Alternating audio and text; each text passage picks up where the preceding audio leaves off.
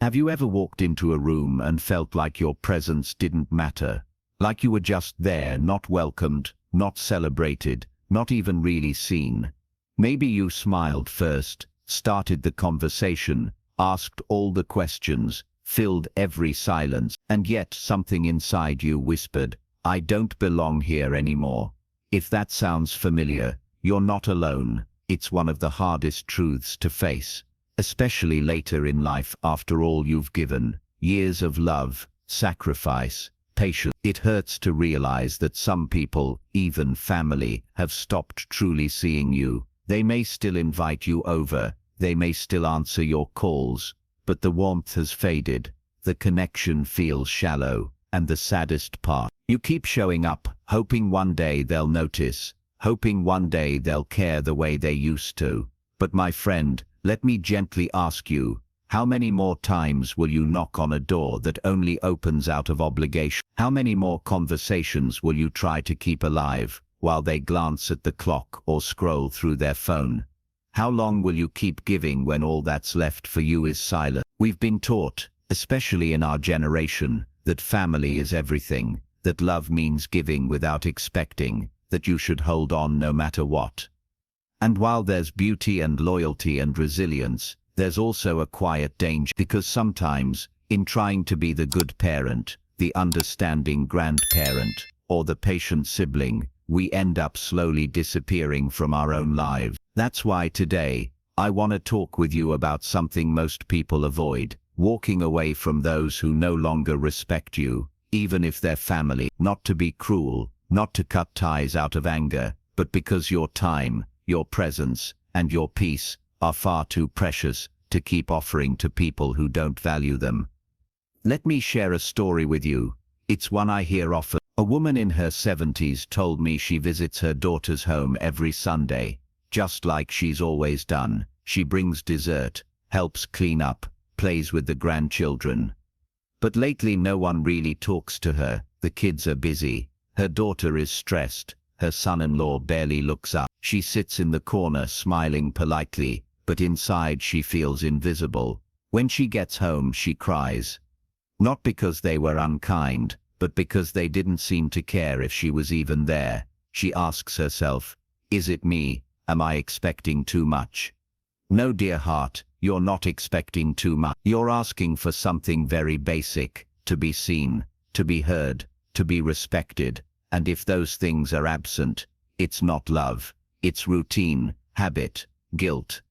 And staying in that space week after week does something to your spirit. It tells you that your feelings don't matter, that being sidelined is just part of aging, that this is all you can hope for now. But I'm here to tell you something else. You have every right to protect your peace, even from your own children, even from your siblings, even from people you've known and loved for decades. Because respect is not guaranteed by blood, it's earned through behavior. Too often we confuse patience with silence. We let things slide because we don't want to be a burden. We downplay our sadness because we don't want to make things awkward. But ask yourself, how long can you keep swallowing that ache before it becomes bitter? How many times will you excuse their distance before you start questioning your own worth? This is not about cutting people off. It's about choosing yourself. About saying, I will not keep shrinking to fit into someone else's limited affection. Because you were not made to be tolerated. You were made to be loved. Let's talk about what respect really looks like. It's not about grand gestures or fancy words. It's about effort, eye contact, a message that says I'm thinking of you, a visit that feels like a choice, not a chore, a voice that lights up when it hears yours on the other end of the line. And if those things have disappeared, not just once, but again and again, it's okay to step back, not to punish them, but to heal yourself. Stepping back doesn't mean you don't love them. It means you love yourself enough to stop chasing crumbs of attention. You're allowed to choose peace over pain. You're allowed to say, I miss who we used to be, but I won't keep hurting just to stay close. Now I know some people will say, but what if they come around? What if they're just busy? What if I wait a little longer? That's a fair question, and sometimes people do change. But let me ask you this, what is the cost of waiting? How many months or years will you give away hoping they'll wake up and suddenly see your worth? And in that time, how much of you do you lose? You don't get to relive your 60s or 70s or 80s, you have this one moment, this one life to fill with meaning. And if someone is consistently showing you that you're not a priority, it's time to stop making them yours. You are not a background character in someone else's story, you are the author of your own life. You get to choose where your energy goes. And sometimes, the bravest, kindest thing you can do is to lovingly step back and say, I will not keep showing up where I am no longer seen. Think of it this way, if you plant a flower in soil that refuses to nourish it, no matter how much you water it, it will wither. That doesn't mean the flower is weak, it just means the environment is wrong. So instead of blaming yourself for not blooming, maybe it's time to replant somewhere with warmth, light and care. And yes, that might mean fewer visits, fewer phone calls, more quiet afternoons spent doing things that bring you joy. Reading, walking, learning something new, meeting people who lift you up instead of draining you. It may be uncomfortable at first, but over time that space you created by letting go of what hurt you becomes room for something better. You are not here to beg for attention. You are not here to earn love through suffering. You are here to be respected, cherished and free. And the moment you stop giving your energy to those who can't appreciate it, is the moment you begin to reclaim your power. You might be wondering, if I create distance, what will happen? Will they notice? Will they care?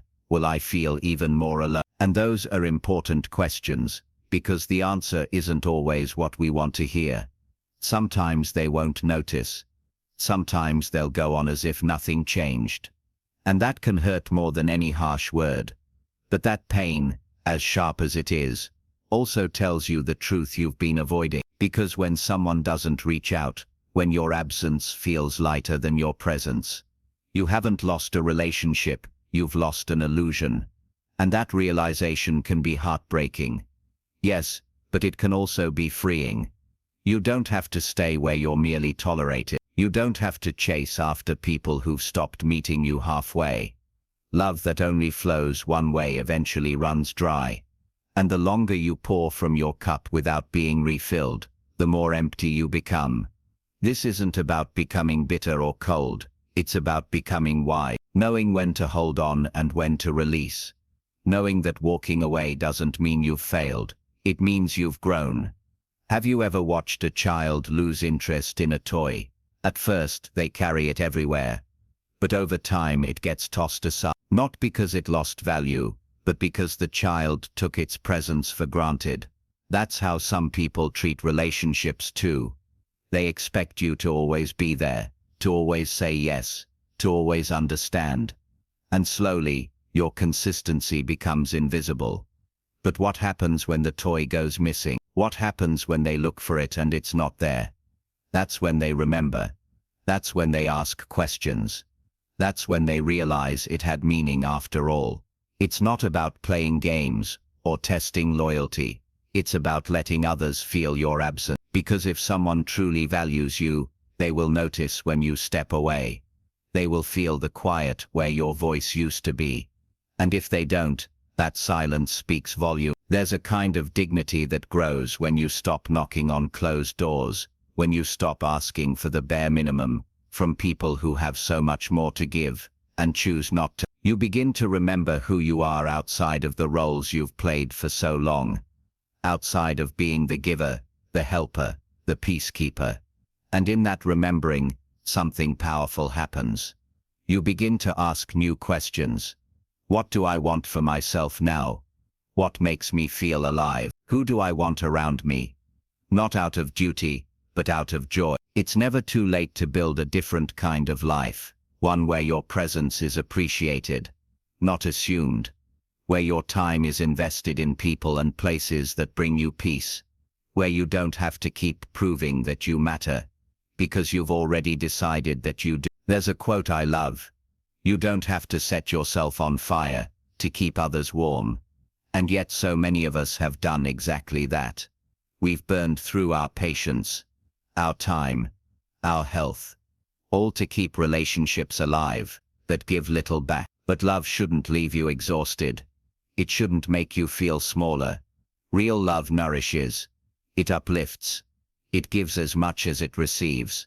So if you find yourself always being the one to initiate, to remind, to fix, pause. Ask yourself, what would happen if I stopped? If I stopped calling first? If I stopped visiting just to feel unwanted? If I stopped bending myself to fit into their schedule, their convenience, their world? Would they reach out? Would they miss me? Or would they simply continue, unaffected? Either way, the truth is revealed, and that truth is a gift, even if it hurts. Because once you stop chasing what ignores you, you make room for what truly sees you. Some of the most meaningful relationships you'll have in this stage of life may come from unexpected places. A neighbor who checks in, a friend you meet in a class, or a book club, a community that welcomes you for who you are today, not just for who you used to be. But to receive those new blessings, you need space, emotional space, mental space.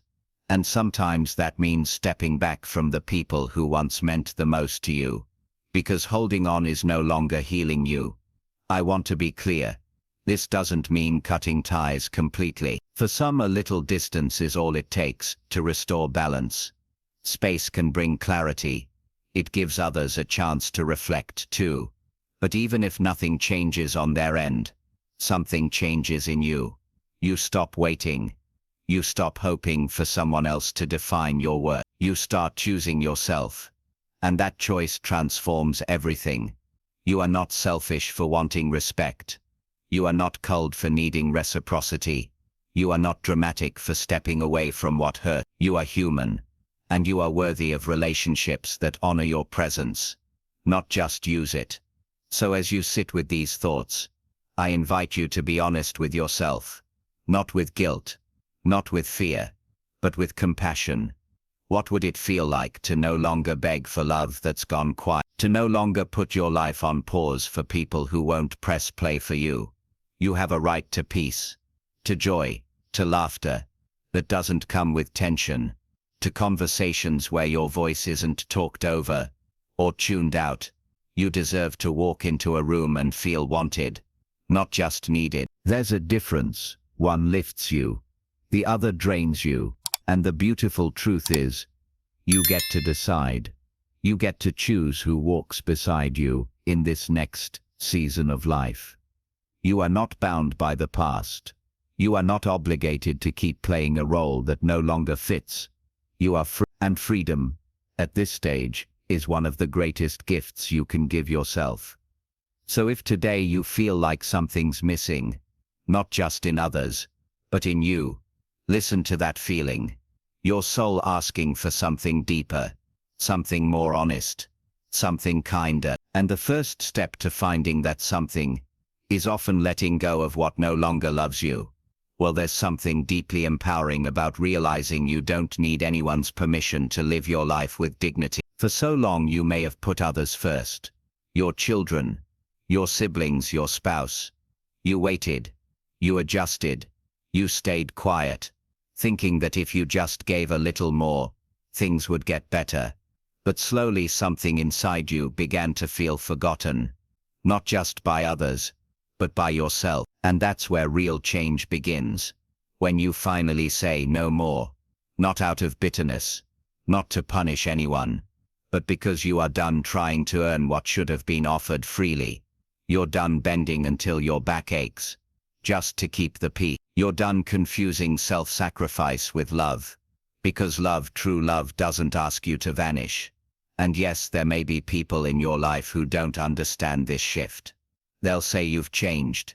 They might accuse you of being cold or distant. They'll wonder why you've stopped calling, stopped visiting, stopped waiting. Let them wonder. Let them feel your absence. Because it's in that space, in that silence, where truth speaks the loudest. People often don't realize what they had until it's gone. Your voice, your presence, your energy. These things were never small. But when you're always available, always giving, always there, people can start to take it for granted. And it's only when you step back that they're forced to ask, where did they go? And here's the part no one tells you. That absence you create isn't just a message for them. It's a message for you. It says I value my peace more than pleasing people who don't value me. It says I choose my well-being over worn-out expectation. And the more you honor that truth, the lighter you become. Imagine waking up and not checking your phone for a message that never comes. Imagine walking through your day without wondering if someone will finally remember your birthday, or return your call, or invite you over. Imagine releasing that weight. Can you feel how freeing that would be? Because you don't need to be needed to be valuable. Your worth is not measured by how much you give. It's measured by how much of yourself you keep. And the truth is, if someone's love for you disappears, the moment you stop doing for them, that was never love. That was convenience dressed up as care. There is power in choosing solitude over disrespect. There is power in choosing solitude over disrespect. There is peace in silence when it means you've stopped begging to be heard. And there is a quiet strength in saying I deserve more than this. It might mean going for a walk without having to check in with someone who never checks in with you. It might mean saying no to a visit that drains you, and yes to a quiet afternoon filled with music, nature, or even just your own thoughts. And in doing so, you send a message to the world. My time matters. My heart matters. I matter. We often fear that if we stop showing up, we'll be forgotten. But here's a powerful truth. If your absence makes no difference to someone, your presence never really mattered to them in the first place. And that's not a loss. That's a revelation. Because now you're free to invest in what truly brings you life. Whether it's a hobby you've put off for years, a new friendship, or simply reclaiming your mornings for coffee and peace instead of waiting and worry. You are allowed to live a life that makes you feel whole. And I want to be clear. Choosing yourself isn't selfish. It's sacred. It's what keeps your soul alive. It's what sets an example for others, even your own children, of what it looks like to live with boundaries and grace. Because the truth is, people learn how to treat you based on what you allow. If you allow silence, they'll give it. If you allow disrespect, they'll repeat it. But if you draw a line, calmly and clearly, and say, this is where I stop giving without receiving, some people will step up. And those who don't, they were never standing beside you to begin with. You don't need loud goodbyes. You don't need final confrontations. You simply need a decision. A quiet, grounded decision. That your peace is no longer up for compromise. So if you find yourself sitting alone, don't see it as a sign that something's wrong. See it as a chance to finally hear yourself again. To return to your own heart. To reconnect with the person you've always been, wise, kind, resilient, and whole. You've spent so much of your life caring for others. Now it's time to care for you. Let the phone be silent. Let the door stay closed. Let the ones who never appreciated you wonder where you went. Because where you are now, right here, with yourself, that's where the healing begins. That's where life begins again. There's something beautiful about arriving at a point in your life where you stop needing to explain yourself. You don't owe anyone a speech about why you've pulled back, why you've chosen distance, why you've stopped calling. Your peace is explanation enough. Your quiet joy, your calmer heart, your lighter steps. They say more than words ever could. You've spent decades holding space for others, being the one they called when they needed help, the one who sacrificed sleep, money, time, even dreams for the people you love. And if you're being honest, there was always a part of you that hoped they would remember, that one day they'd look back and say, I see now, I understand, thank you. But sometimes that day never comes. Sometimes the people you poured into grow up, or grow distant, and never look back, and you're left standing in a quiet house asking yourself if all of it mattered. Let me tell you something you may have forgotten along the way. It did. Your love mattered. Your presence mattered. Your patience. Your effort. Your devotion. They matter, even if no one ever said it out loud, even if no one ever returned it. But now it's your turn. Your turn to matter to yourself. Your turn to build a life that doesn't wait for recognition, but creates fulfillment. A life that isn't built around who might call or who might visit, but around what brings you joy, peace, and pride. You are not here to be remembered when convenient. You are here to be respected while you're still present. And respect, real respect, starts from within. It starts the moment you look at your reflection and say, I don't have to chase love. I don't have to settle for crumbs. I don't have to prove my worth to anyone who can't see it. You may feel like you've lost time, like too many years were spent giving and waiting, hoping and hurting.